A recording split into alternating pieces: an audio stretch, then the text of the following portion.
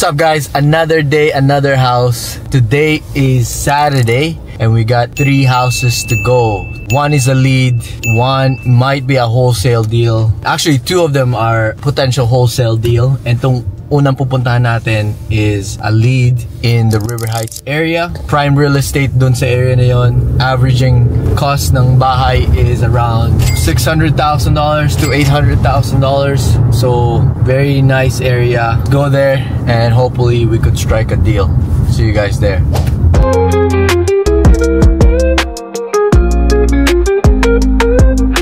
Also, the only bad thing about this neighborhood is yung mga foundation ng mga bahay dito. Kasi madalas mag-ship daw yung foundation dito sa area na to. And it used to be a floodway ng river before. So, I don't know, you guys can correct me if I'm wrong.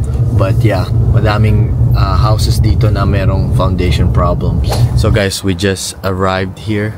We can't show you guys yung bahay and the owner's face. So we'll see you guys after yung visit namin ni Kuya Elijah. Let's go. What's up, guys? Just finished yung meeting ko dito sa seller.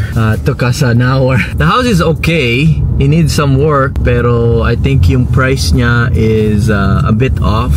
And he also needs to talk to his wife. So it's almost noon. We're gonna go home, eat lunch, and then head to the other deal that we're doing. 2,000 years later.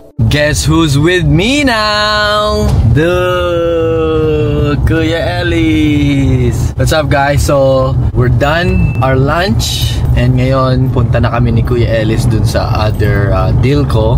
So like I said in the start of this video, this deal could be a wholesale deal or I could flip this deal kasi ang possession niya till next year, June. So I got time to think kung ano ang gagawin ko dito sa deal na to. So right now, dadaling ko yung contractor ko and might be my wholesale buyer for this deal.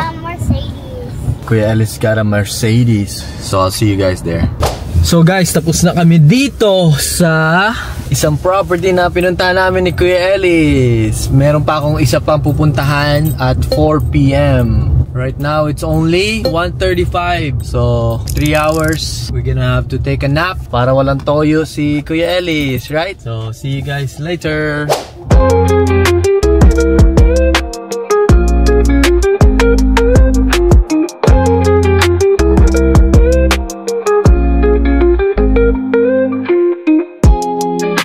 What's up, guys? So nandito na kami ngayon sa last property ko na pupuntahan today.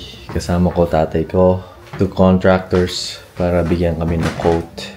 Tapos yung potential partner on the deal na interested din na bilhin na lang sa akin tong deal na to and siya na magtuloy ng project na to. So ito, guys, tingnan nyo.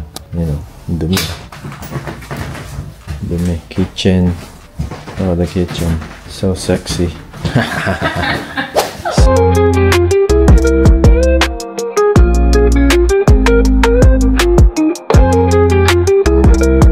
Just got back home, guys. Finally, what a busy day. Still grateful. And guys, if you made it all the way through this video, let me know para ma-shoutout kita and malaman ko kung hanggang saan nakarating tong video na to. Don't forget to like, comment, and subscribe. I'll see you guys on the next one. Peace.